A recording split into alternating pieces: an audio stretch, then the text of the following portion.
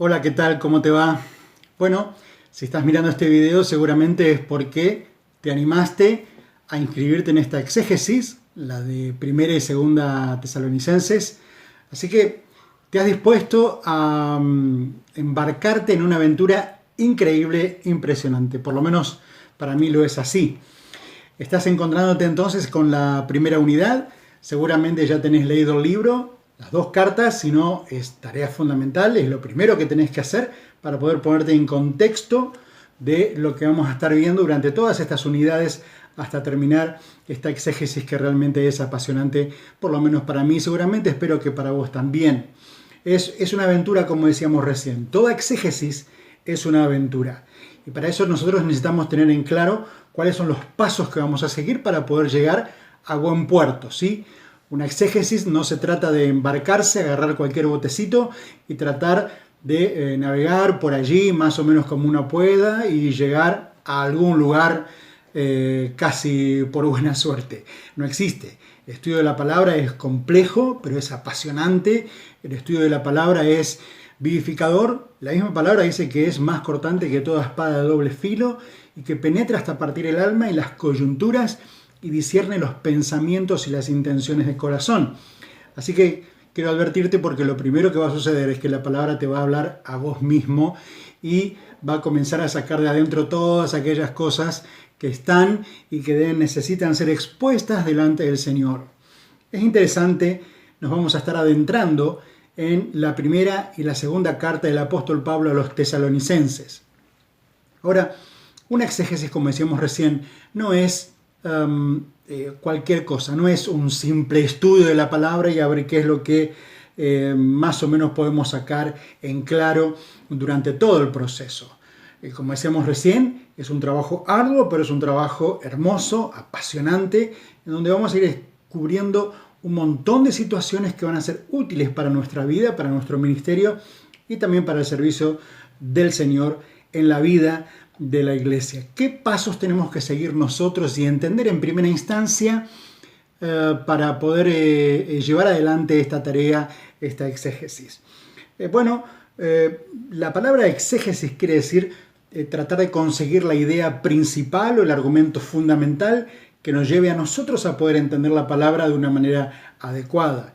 El ejercicio contrario es aisegesis, o sea, hacerle decir al texto lo que el texto no dice.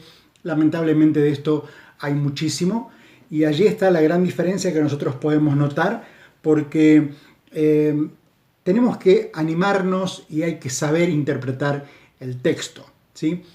Esto es muy distinto, o sea, interpretar el texto correctamente es muy distinto de tener una corazonada o de decir, bueno, a mí me parece que el texto dice esto, aquello o lo otro. Y vamos de alguna manera inventándonos, perdón la expresión, inventándonos interpretaciones que no nos llevan a ningún lado. Así que hacer una buena exégesis nos va a conducir a buen puerto y en ese buen puerto nosotros vamos a poder compartir una buena lección, vamos a poder compartir un buen sermón, una buena enseñanza seguramente para nuestros hermanos y en primer lugar para vos, para cada uno de nosotros. Interpretar el texto es un arte y en esta aventura que empezamos juntos, vamos a tratar de desarrollar de la mejor manera este arte. Para eso, el primer paso en toda exégesis tiene que tratar de descubrir cuál es el sentido original, o sea, qué es lo que Dios estaba diciendo a ese pueblo en ese preciso momento. En el caso nuestro, qué es lo que Dios está diciendo a los tesalonicenses en ese momento específico de la historia. Una vez que tenemos más o menos esa respuesta, que hemos llegado más o menos a una conclusión, el segundo paso va a tratar de ser encontrar aquellos lineamientos o principios generales para el texto y para la vida de la humanidad, digamos, en un sentido amplio. De ahí pasaríamos al tercer paso entonces, que sería tratar de llegar a una aplicación para nuestro tiempo.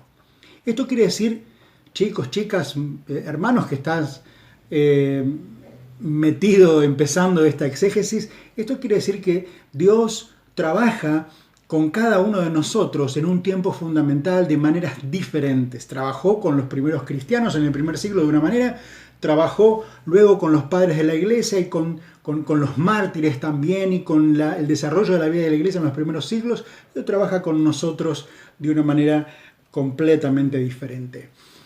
Estas cartas son hermosas y es la primera que escribe el apóstol Pablo, allí casi finalizando el año 51, mientras él estaba instalado en Corinto.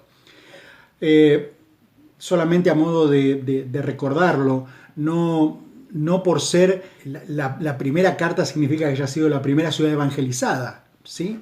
Recordamos que los viajes misioneros tienen un orden medianamente establecido. Podemos ver en el primer viaje hacia dónde él se dirige, en el segundo hacia dónde y en el tercero hacia dónde con claridad.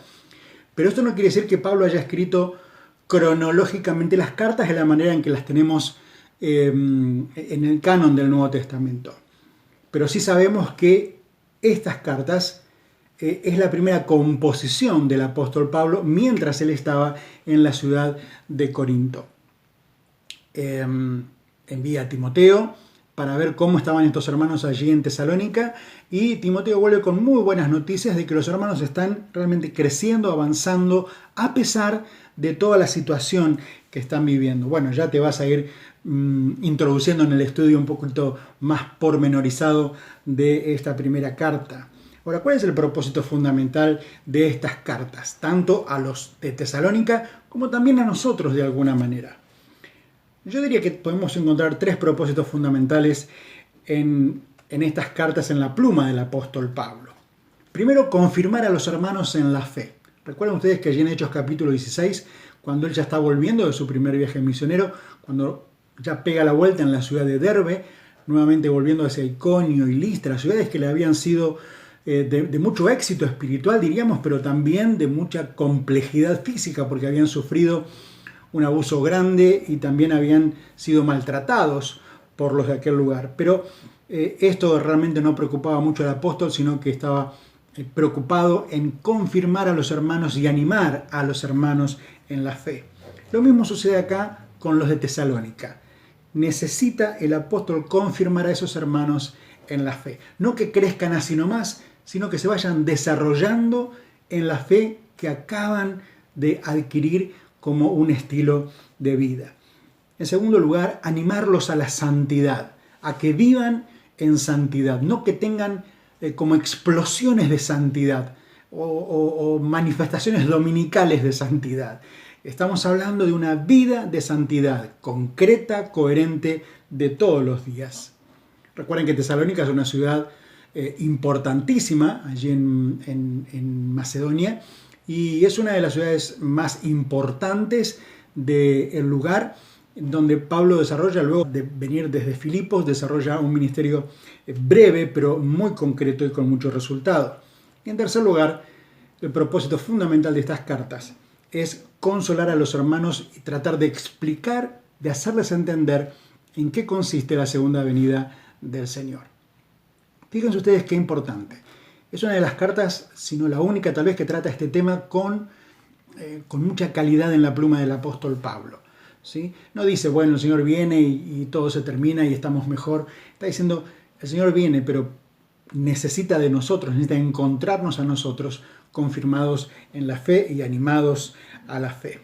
Vuelvo a repetir, es la única carta que trata este tema y lo trata de una manera magistral, ¿sí? Hay una descripción muy clara de cómo él piensa que van a hacer las cosas. Acá no hay doctrina sobre el formato, pero sí el apóstol nos está compartiendo con claridad acerca de este tema fundamental en la vida de los cristianos. Así que quiero darte la bienvenida a este derrotero, a este camino. Vamos a caminar juntos. Soy Roberto Góngora, pastor y profesor del Seminario Teológico Temperley, y estoy enseñando allí eclesiología, administración eclesiástica y también exégesis del Nuevo Testamento y del Antiguo. Así que vamos a estar juntos durante todo este tiempo y espero que el Señor llene tu vida, que el Señor pueda hacer resplandecer su rostro sobre vos y que encuentres a partir del estudio de estas cartas aquellas cosas que están escondidas en el corazón de Dios para tu vida. Dios te bendiga y adelante con esta tarea.